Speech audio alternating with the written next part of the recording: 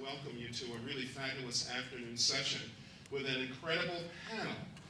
This afternoon, as you know, we're here to talk to some of the folks both in the film and connected to the film, The Martian, which opens on Friday this week. And if you've seen it, you know it's fabulous. If you haven't, you're in for a great treat.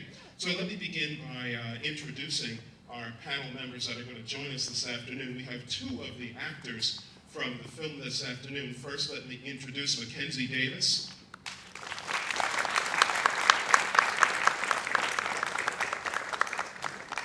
Now I'll introduce Sebastian Stan.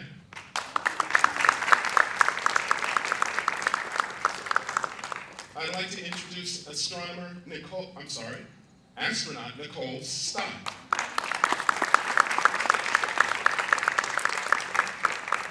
And last but certainly not least, Mr. Mars, Jim Green from NASA.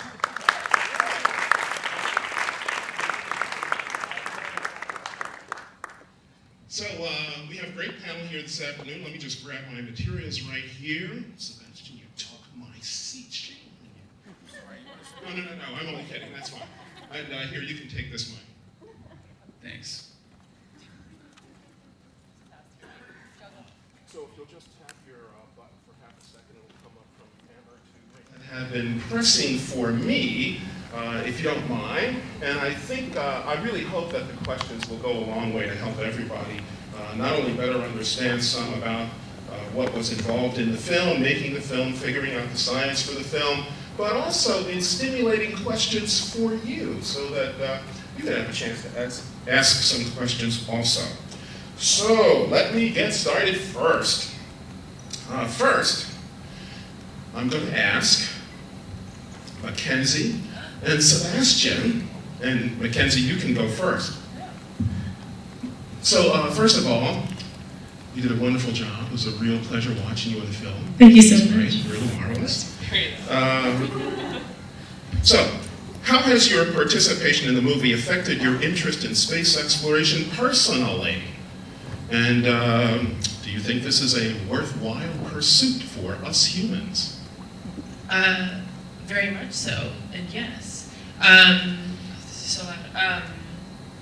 Yeah, I had the lovely thing about this job, we were just talking backstage, is being invited into these sort of prohibitive worlds that are prohibitive because of the language they use or the sort of education level that you need to access them, but are really encouraging very basic human desires to explore and to be adventurers and have this curiosity about things outside your immediate reality.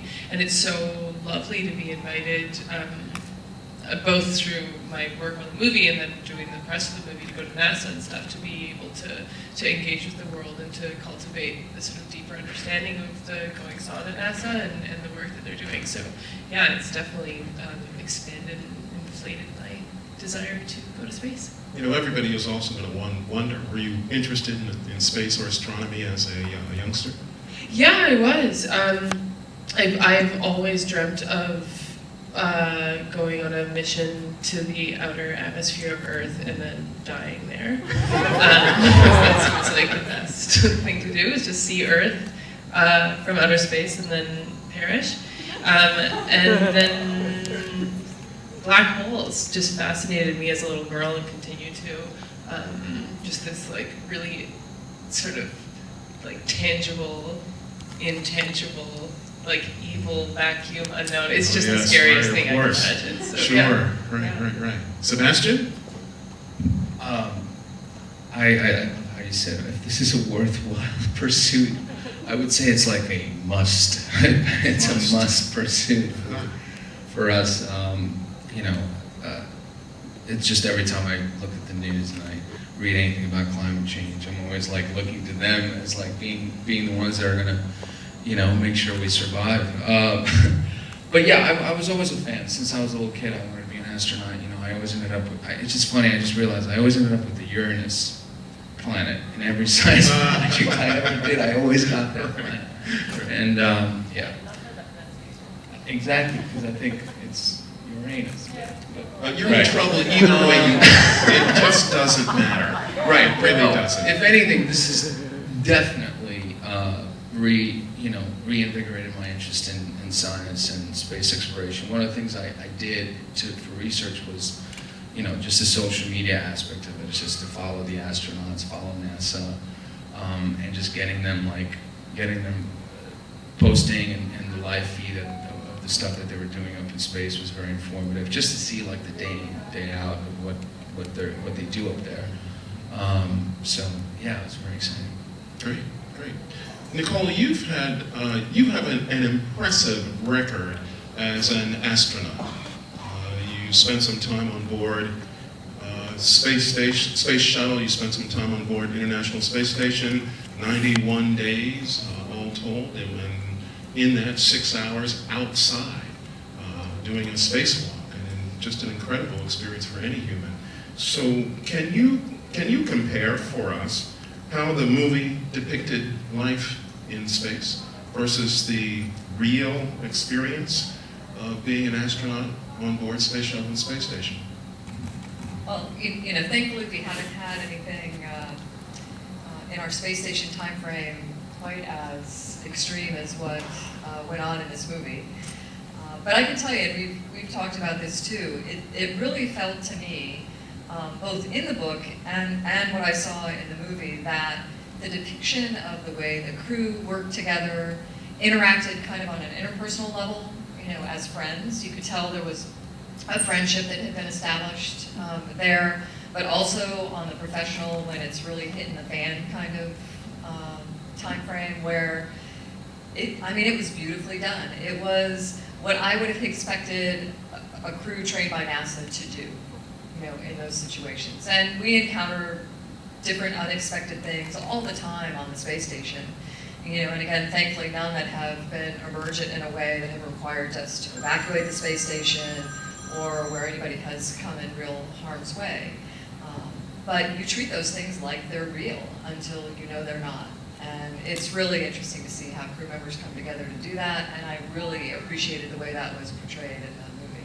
So the way in which the commander gave the order to work the issue, to figure out each step at a time, is the way in which it's done? Yeah, and we've been talking about this too, this idea of solving problems as you encounter them. There's kind of a grander goal that you're trying to attain in solving each of those problems, but you have to have a very deliberate, kind of methodical way to get through to the ultimate solution. And yeah, the emotional side of it as well. There were plenty of times in what went on in this movie, and there are plenty of times on orbit, when emotion could completely distract you, divert you from what you really need to get done. And if you can get past that, and I watched that in the movie, and I experienced it on board, and it's a really cool thing to see in action. To see that the way you train on the ground and how you respond to each other in the ground can be what happens when you're really in space and something's happening. That's cool. That's great. So one more, I'll just follow with that before I get to you, Jim. I am coming to you, don't worry. 900 Days in Space was mentioned in the movie. Do you see that as like a daunting time, or is that like the ultimate adventure? I think there's certainly ultimate adventure aspects of that. I think daunting is probably a word to use as well, because it's new challenges, things that, problems we haven't had to solve yet. Any way that we plan how that 900 days might go down, if that was going to be the nominal time frame, it's not going to go exactly like you wanted it to. And quite honestly, that's kind of the beauty and the adventure part of it as well, where, when we challenge ourselves, I think we put forth our best. We find solutions to problems that we, never would have even considered before.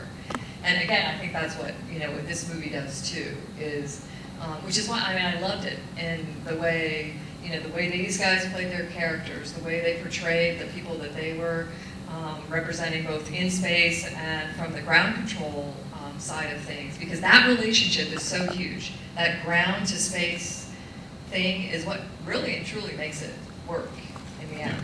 Yeah, it's like a lifeline and so much more. Yeah. Yeah, that's great. So what I'm hearing from you is that you, as an astronaut, think everything is pretty good with the movie. I like them, yes. I think it's all, and even from looking at it technically, I think they did a really excellent job. Oh, that's good. Yeah. Yeah, excellent. So they can release it now. think so yet. Okay. So Jim Green, folks, if you haven't caught up with Jim's work at NASA, he's been at NASA for decades. He's done all sorts of really incredible work. I mean that in a good way, Jim, really in a good way. And his most recent work has been, and I'm not going to get it right, Jim, but it's sort of like Chief of Planetary Sciences at NASA. And if anybody knows anything about exploration in the solar system as a whole and what's going on at Mars in particular, we've got Mr. Mars right here. So it's great to have you here, and I'm sure it's well deserved. So the film shows Mark Watney getting along pretty well on Mars, except for a few notable exceptions. Is Mars as workable as we see it here in the film? And in particular, can we talk a little bit about the potato farming aspect? How realistic is something like that as a pursuit with the soils of Mars? Would they actually allow cultivation? Well, let's start with what Mars is really like, okay? Mars's atmosphere is about 0.5% in terms of its pressure that we feel here. And so even though the dust storms can be enormous, they can be talcum powder-like dust that's being blown at 120 miles an hour, it's not enough wind to straighten an American flag. But the dust can get charged and you can get lightning. And so that's what Mars really is all about relative to the dust storm. The temperature on Mars can vary as much as 120 to 140 degrees Fahrenheit in one day. In one day. You know, the high around here probably might change 100 degrees in a year, but not in one day. And so temperature extremes have to be dealt with. You've got to be able to have a supply of water.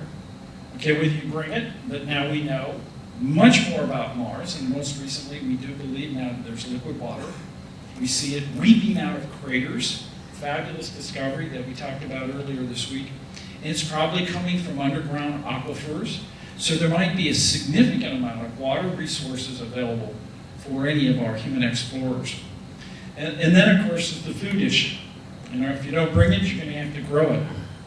And Andy Weir, who wrote the book, published the first ebook part of it in 2011, had told me that he really wanted to get the book out before Curiosity landed on the surface of Mars. Because he knew that Curiosity was going to make brand new discoveries, unthought of at the time, that would probably change things in the book. And indeed, Curiosity has found that there's more humidity in the air than we ever imagined. So there's a water cycle that's going on, for which these weeping craters must be a part of. In addition to that, Curiosity's dug in the soil, and below the perchlorates, this is that can be toxic topsoil, underneath that red Mars surface is gray Mars. It's Mars of the past, and it has nitrates in the soil, which are great for fertilizer. In addition to that, it has carbon, hydrogen, nitrogen, phosphorus, and potassium. Those are all important elements, not only for life, but indeed for having active activities in soil. So indeed, we believe now more than ever before that Martian soil can be used to grow things.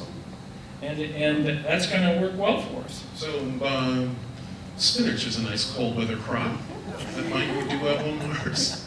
But that's really interesting to hear. That's very exciting to hear. It really is. You know, the water story and the soil story. Yeah, exactly. So if you hadn't picked up on this, you must have seen the press conference on Monday in which NASA announced confirmation of liquid water in existence on Mars right now. Jim was one of the 3 panels. He was the planetary scientist on the panel in that press conference talking about being able to confirm the existence of liquid water on Mars right now. So I guess all we need to do is mix in a little. Do we need some extra fertilizer, or do we have enough? Well, yeah, we're going to have to bring some of that. I mean, you know, even. Are we making it on the trip, or? Well, I'm not the farmer or botanist that Mark Watney is, but you know, he does work pretty hard in using the available resources, for which his crew has helped him with that. Well, I look forward to growing some stuff on Mars sometime in the future. Sebastian, can you tell us a little bit more about the extent of your astronaut training?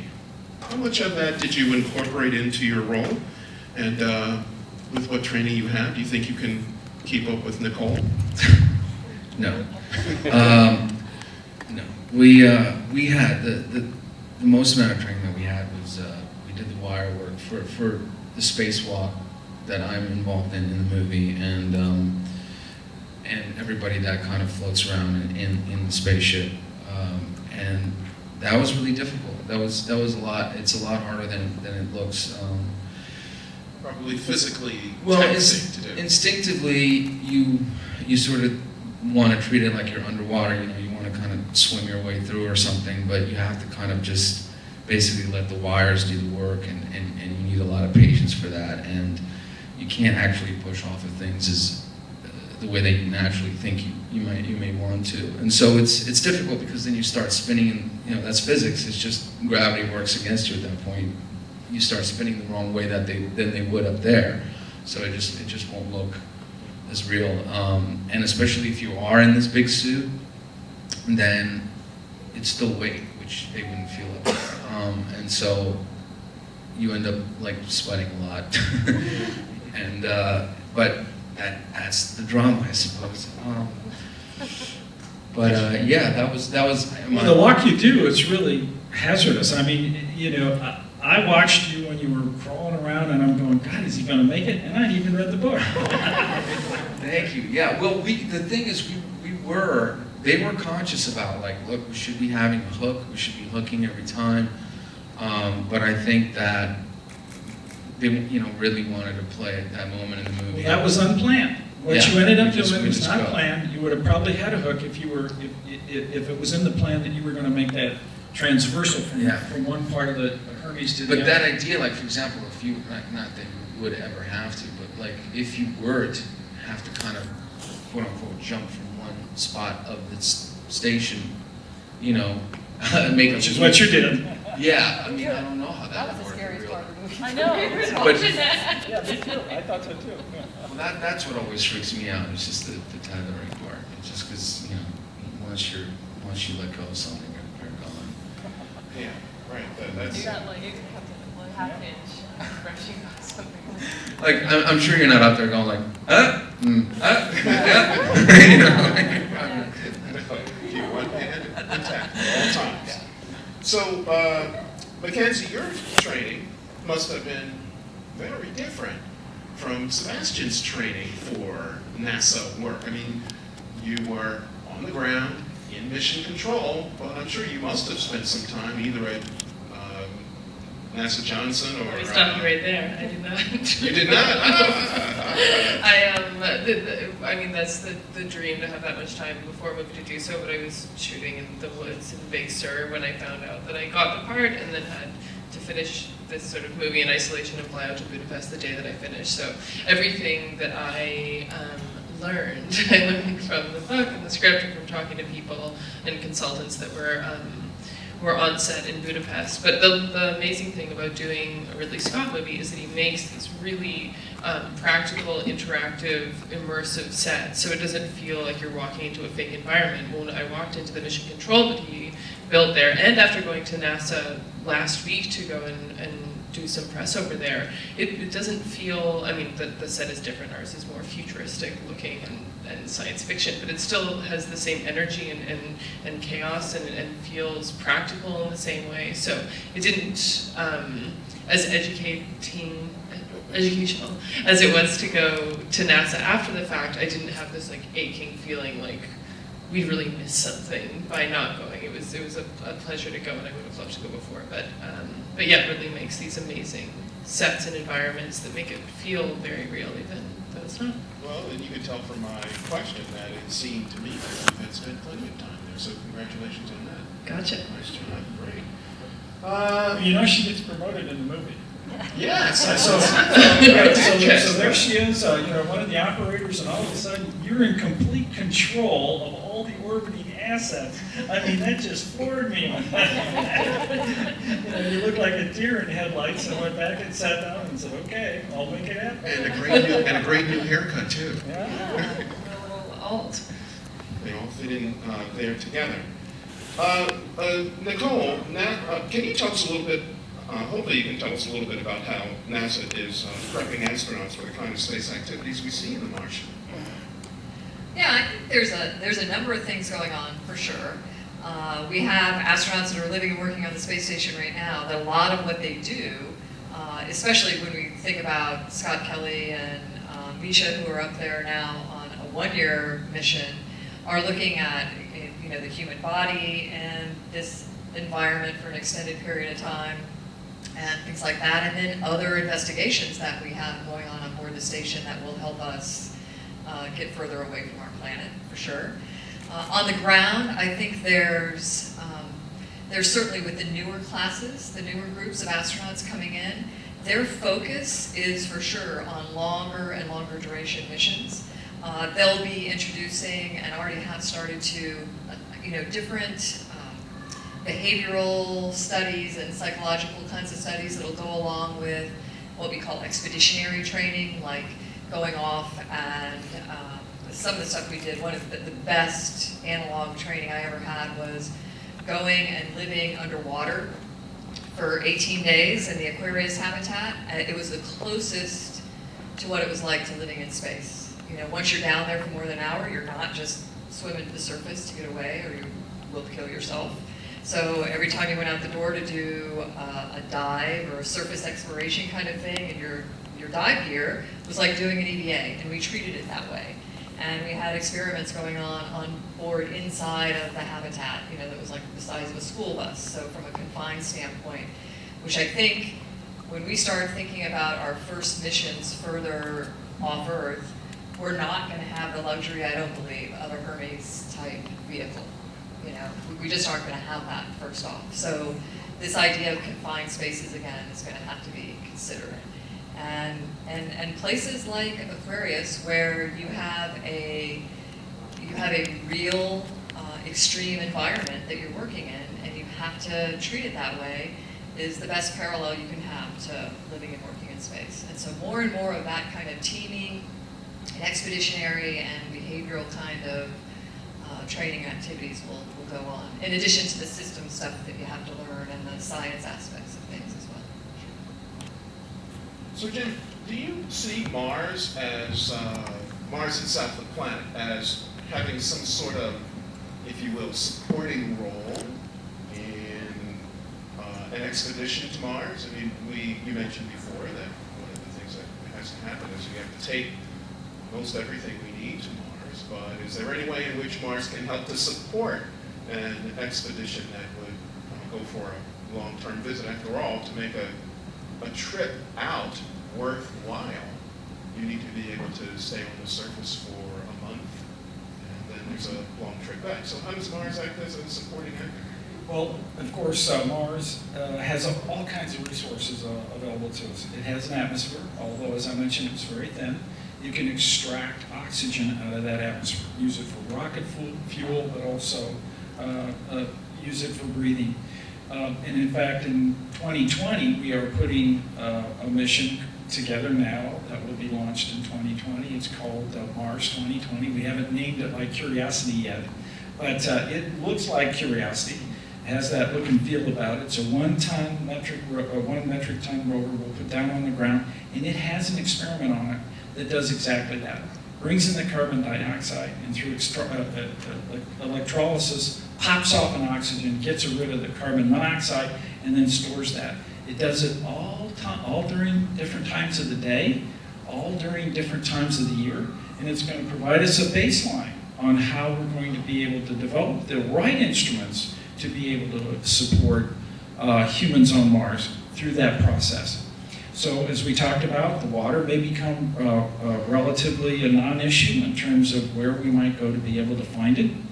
We're doing research now to determine the underground water resources on Mars.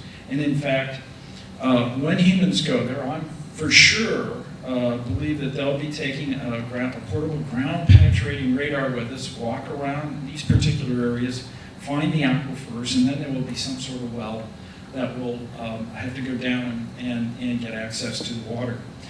In addition to that, Mars has got a variety of collapsed lava tubes. Now these turned out to be really important because of the thinness of the Martian atmosphere and because it doesn't have a magnetic field like we do. it is exposed to more harmful radiation.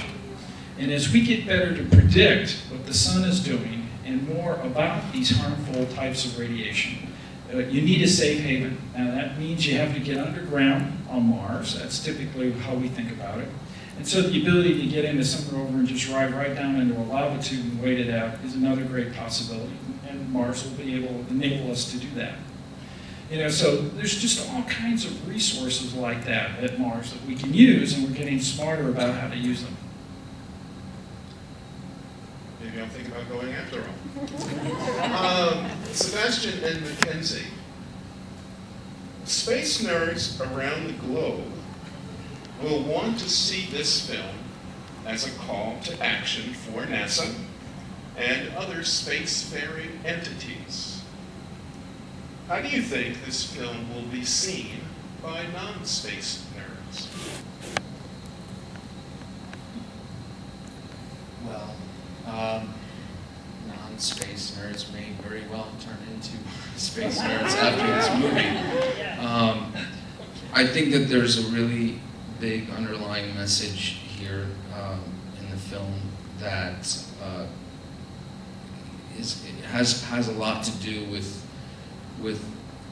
how we as people and as a planet decide ultimately to do things, and the fact that it takes so many people, as this movie shows, to save one life. It goes to show, the impact that you need. You need everybody to sort of contribute one way or another, and I think that you walk away from the movie, regardless what your interests are, feeling good, feeling empowered, feeling inspired, that even though you are sitting at home somewhere, you can still make a difference in the situation. I mean, there's so many people that gather and cheer for him, and I just think the overall message of the movie is just even bigger than the actual sort of the story of the film, but it's relatable to everyone.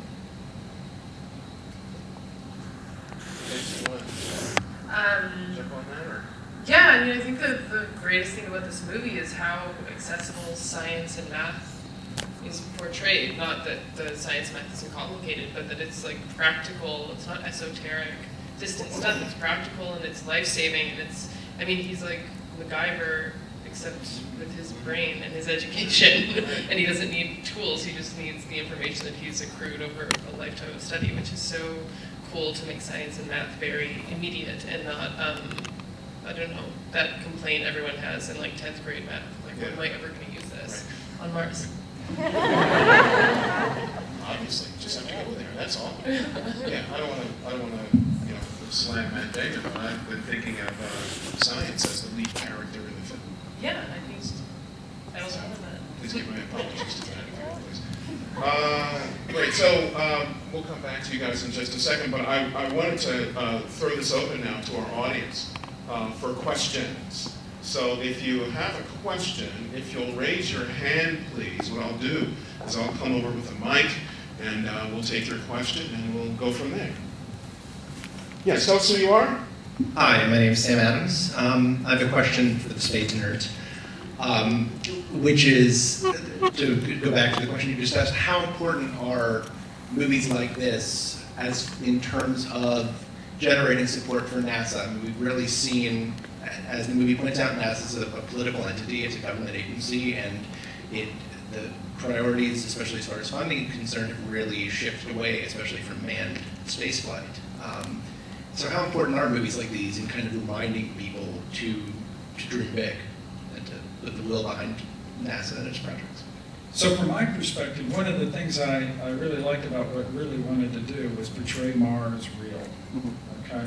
And so I am delighted to go anywhere and talk to anybody about what we really have in our solar system and what we've been finding out. 50 years ago, everything we knew about the solar system we got from the back of a telescope or from meteorites that were in our hands. And now we know that the impacts on the moon are because of near-Earth objects, and those near-Earth objects are hazardous to the Earth. And the dinosaurs didn't have a space program. There's been 5 mass extinctions. Wait, they didn't? No, because they didn't make it. Whereas we've got a shot at it. You know, the more we learn about our environment, the more we're going to be able to survive as a species. And from my perspective also, you know, I see you have a computer. I bet you back up your computer. I bet, you know, you back up your data. Where's the backup for the human race? You know, we have this wonderful gene in us for exploration. And NASA is indeed providing that opportunity, the publicly funded organization.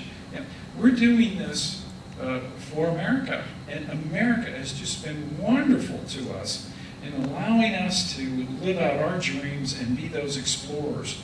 And it's the things that I like to talk about, and the movie does, is sort of give that back. Here's what's really happening in space. Here's what we can do. Going to Mars is just around the corner.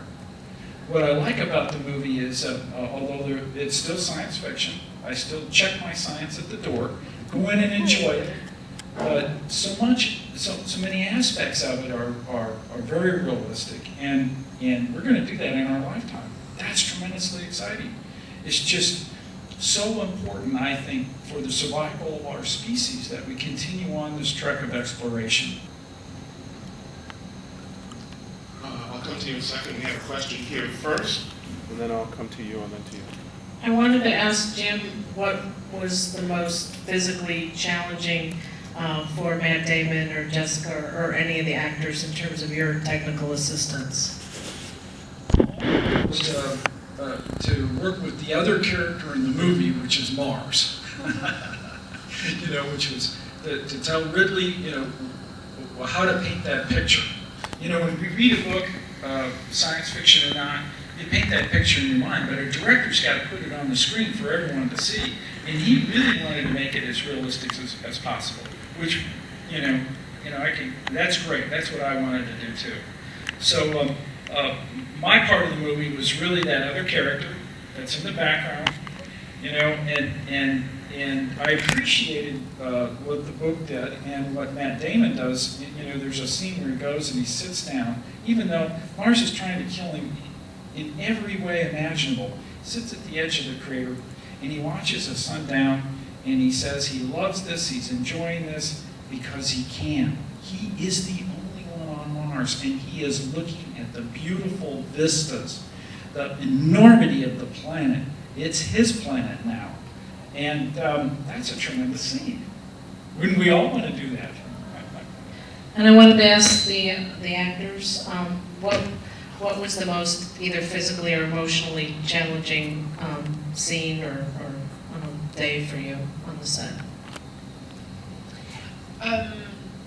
I'm really scared of dying alone in space, so I felt very connected to the story. I didn't have anything really physically grueling to contend with compared to them. I had a pretty cushy job, so but the emotional side of it, I really just connected with that little pixelated dot that I was tracking. So Yeah, I mean, everything was really enjoyable, so there wasn't anything grueling about it. I mean, the stuff on the wire is just always, you know, was hard because they made it very clear of what wouldn't happen up there. So anytime we would bobble up and down slightly or just bump into something, and then oh God, I gotta go back, you know. And the whole thing is just programmed. So once you start, it's gotta end very seldomly. Can they just stop it and then you go back? It's a lot of setup time. So that was hard. Just getting that movement sort of seemed effortless and flowing and stuff. Hey, I'm Gene Seymour. This is a question probably for Nicole, but maybe for you too, Jim. I noticed that the ship, the Ares, was part 0G and part 1G. Exactly how, I know that most of what we've done in the space station and in space has been in 0G, but how far away are we, realistically, from developing a transportation system that actually can operate with one with 1G? I know theoretically it's possible, but how far away are we from actually becoming operational? Jim, you might have a better answer for this or feel for it. I think it's a matter of us deciding to do it. I think the challenge associated with having a rotating piece of your spacecraft and a stationary piece of your spacecraft is on this level compared to how do we deal with the radiation, how do we deal with the time in transit, those kinds of things. I really think this is a case of we just have to decide to do it. And I think for years there have been, I was looking back at some plans for earlier space missions and just about the space station and the design that was into that, and there were considerations for having a rotating section of the space station at one point too. Those designs, even if it's at a basic level, are there. It's really, I think, just a matter of doing it. And I think when we're talking about the kind of time frames like this, even now where it's 9 months to a year to get there, you need to spend some time there before you turn around and come back. And you need to be healthy when you get to the planet in order to be able to function. I think it's a given that we'll have to incorporate the 1G aspect of the spacecraft. And back to the other question, I will not spend a lot of time on this, but I love the way movies like this one in particular are, they are a direct support of, and what Sebastian said, any non-space nerd should be a space nerd after seeing this, or at least have an, appreciation for what missions like this can do for us. And that's from everything from just general humanity, that exploration gene, to our salvation in terms of as a human race. And science fiction and art have done a wonderful job of pulling in people that may not otherwise even think about space exploration in their day-to-day world. And the more we can get of that, I think the better. Inspiring for kids. Absolutely. So while you're walking in there, I've seen 3 designs of the Hermes. So really worked really hard to try to get that element in it that made the filming easier too. As a film director, he's got a budget and schedule. He has to make a variety of decisions. It was easier to go to some sort of gravity model because of the interactions of the crew are aided in that way and in the simplicity of the filming. But then you get to the physical part of it. What they're doing on station is resistive training. You over time in space, you lose the calcium in your bones. It gets leached out. So what are the ways to be able to retain that? And it may not necessarily be 1G. Now, what he ended up with was more like quarter G.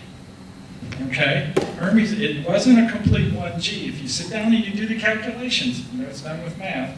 So if you do the calculations, it's about a quarter G is what he ended up with. But see, it still looked fabulous. It still looked really, really wonderful. Hi, my name's Leanne, and my question is for Dr. Green. I kind of wanted to know more about the liquid on Mars. I was reading where they said you can't really go and examine it now because it may get contaminated and bring bugs and all, what would be the downside if there was a few bugs up in Mars? And did Matt Damon's character go against the COSPAR rules then, just traveling from one place to the next? So what you're referring to, COSPAR, is a international committee where we have a variety of treaties that we sign in planetary protection. And so planetary protection has some stringent rules about let's not infect a planet with our microbes. And then if we bring samples back, let's not infect this planet with foreign microbes without knowing what we're doing in both those steps. So what we have right now, Curiosity has had a certain level of planetary protection based on where it is now. Okay? And what we're finding with the water discovery is that these crater walls that are weeping during the Martian summer are spread all over the place on Mars. So we actually have an enormous amount of work to do to be able to find all of them. And how come we haven't found all of them? Well, they are, about the width of your bedroom and the length of a couple football fields, okay? And when we have our orbiters that fly over and image those areas, most of our orbiters, 1 pixel, one little bitty point, is bigger than this room. And so you can't see these. You can only see them with our high-resolution imager. And our high-resolution imager would see your coffee table from orbit if it was sitting on Mars. And so that imager has been in orbit since 2006, and we have imaged maybe 3% of the surface of Mars. Mars is a big planet. It's huge. And so consequently, we have so much we need to do in terms of really looking around and understanding where these places are and see how they're all connected. Try to understand what the underwater environment is all about. Then and only then can we make that next logical step of what are we going to do in terms of where would we go to be able to examine these. And we can examine them what we call in situ. That means bring the right experiments and look at them. Or we can talk about taking samples and bringing them back. And so right now, that's where we are with the discussion. So I think as we get into the next set of missions, in the 2020s, we'll be really talking about this a lot and come up with ways to do both of those. Jim, thank you very much. Folks, I'm sorry we are absolutely out of time. Our team has to jump off from here and run to someplace else. But can we have a very warm round of applause, please? Welcome Jim Green, Mr. Mars, Nicole Stott, experienced astronaut, Mackenzie Davis, and Sebastian Stan. Thank you all so very much. Congratulations and good luck with everything.